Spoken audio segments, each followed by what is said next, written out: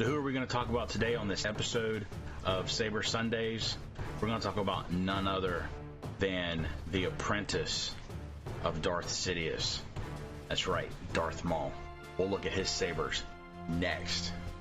Stick around.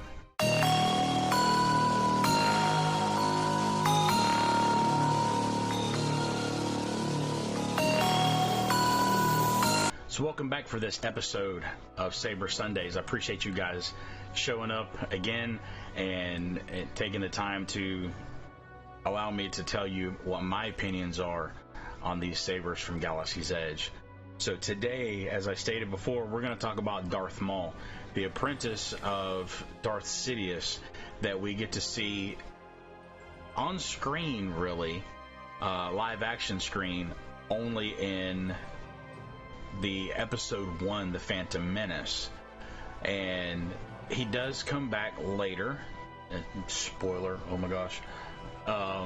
He does come back later on in Clone Wars and Rebels, in the animated series, for us to see that he wasn't actually dead.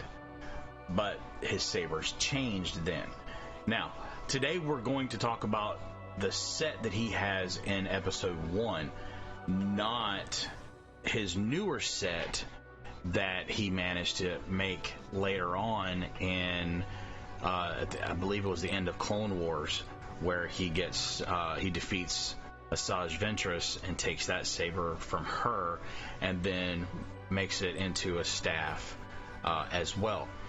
That particular saber we're going to look at a later time, because I have not yet been able to get my hands on one of those, mainly because those sabers have only been available at Galaxy's Edge West out in California.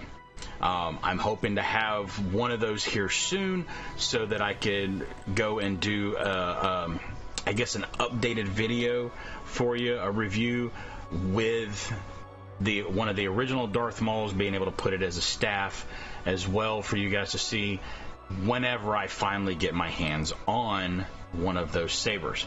So I'm hoping in the next week or so that I'll have one of those for you guys to be able to take a look at.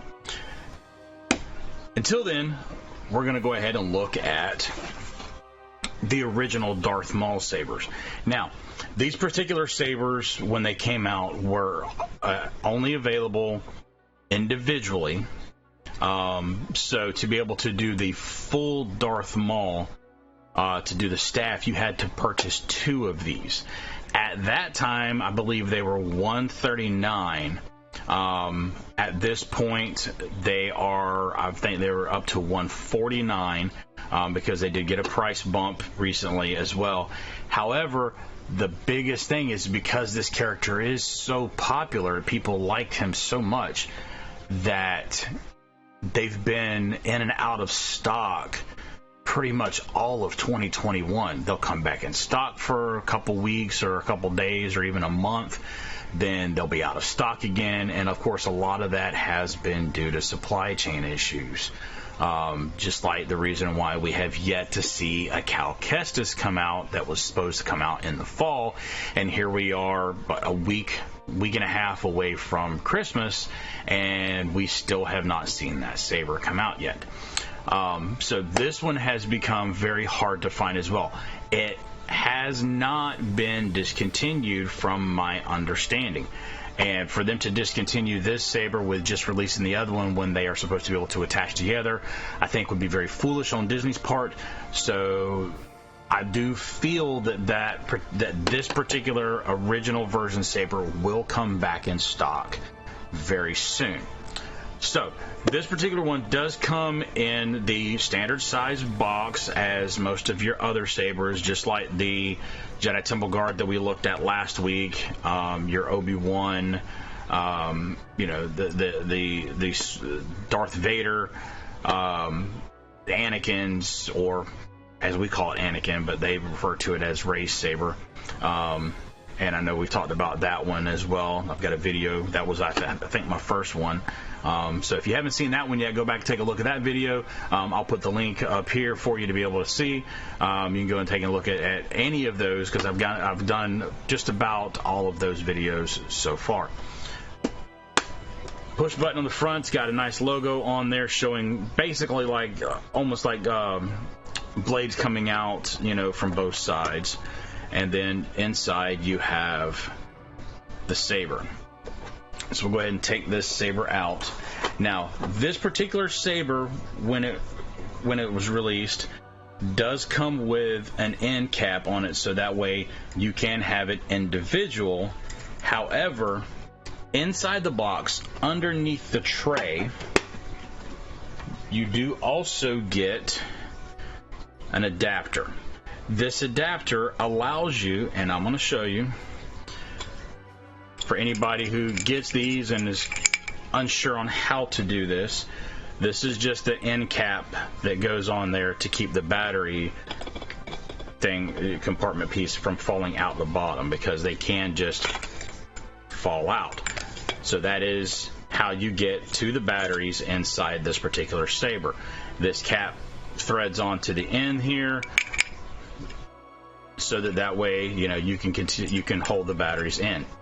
That cap must be removed to be able to install your blade adapter. Now, the blade adapters, and I think I have to put this one on this way. The blade adapter does have an adjustment bolt in the middle. The reason I mention that is when you put it onto the saber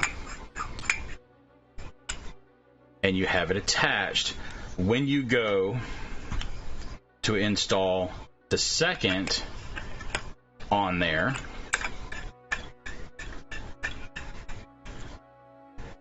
if you don't adjust, your switches will not line up. It will be possibly like this. That's how mine was, no matter what I did to tighten it up. Went back and looked and found that adjustment bolt. Now, let me tell you the best way to make adjustments on this saber to get these switches to line up. Loosen that bolt up. Don't tighten down the side completely that has the bolt head on it. Okay? Go ahead and get it positioned on there. Loosen that bolt up so that way you can adjust the one side to get your switches to line up. Once you've got your switches lined up, pull the one off the side, and I'm going to go ahead and take this one off so we can go and I can show you just the stuff with a single. Take this off, tighten up the bolt that's there in the end, and then everything will be secured and in place so that your switches will all line up properly. Now, with this saber, it's pretty much made of aluminum, so it's not really that heavy compared to some of the other ones. This particular saber weighs in at 1 pound 5.5 ounces. So it's not really overly heavy. It's actually probably about midways as far as weight goes for any of the sabers that have been released.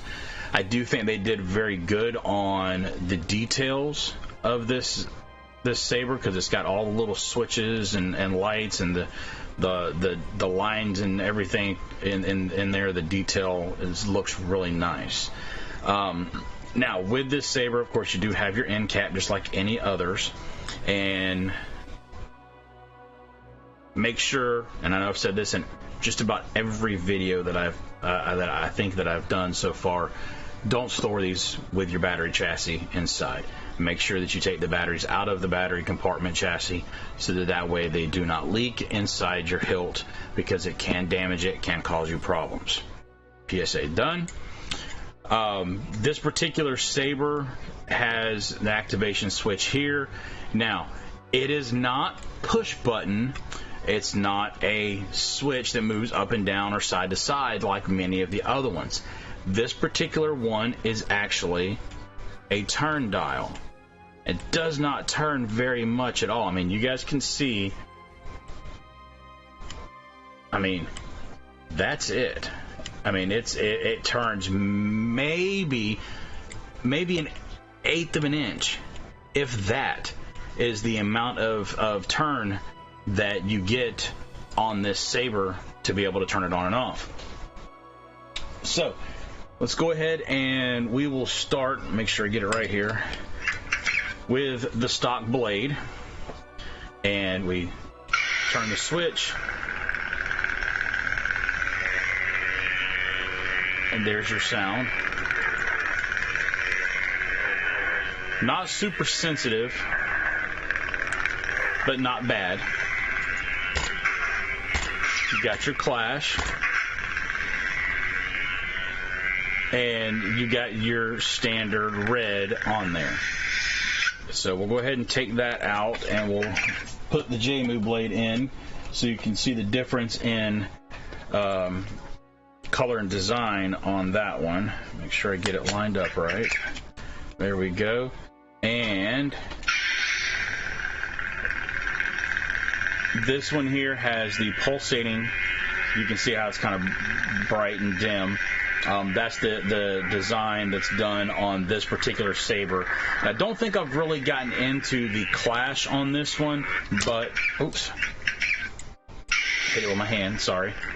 The clash on this blade is a lot different. So I keep hitting that switch with my hand. That is one thing. If you have your hand close to that switch, because it doesn't take much to move it, it can get very sensitive on the movement of it. So, but yeah, mine's a little bit loose. That has been an issue in the past with these sabers, is just like that, to where it will disconnect like that. I have actually had a few of these because the batch that I got originally, I had an issue where I could hold it and then just turn it and it would disconnect. Turn it back and the blade would come back on, go off, come on, go off. So I had an issue with that with one of the two that I had, and it looks like I've got an issue with this one here as well. The good thing is if you still have your receipt, and I believe I still have my receipt, Disney can work with you on it, but I believe I've had it too long for Disney to help me out with that. It's just going to be one of those things. And most of mine are for display as anyway. I don't do anything fancy with them as far as, like doing crazy stuff with them or anything like that. But anyway, but that's the Darth Maul saber. Now, this saber, like I said, I will do another review on these when I get the Shadow, the Darth Maul Shadow saber hilt, when that comes out. Hopefully in the next week or two, I'll get that, and I'll be able to go and do a review with that. I plan on actually doing a live stream when it comes available at Galaxy's Edge East in Orlando, when I actually go up there to purchase that one. And I may actually go ahead and take one of these with me for you guys to be able to see it up there as well. So thank you for stopping by. I look forward to doing the next video with you guys, and feel free to leave me a comment down below. What do you think about the Mauls? Have you had an issue with your Maul not working properly? What are your thoughts on it? Do you like it? Do you dislike it? Just curious as to what you think. As always, I'd appreciate it. Leave a like, hit that subscribe button down below, a follow, depending on what platform you're watching this on, and hit the notification bell so you can get all the notifications when new videos come out. So, as always, thank you for stopping by. Thank you for spending some time with me, and may the Force be with you.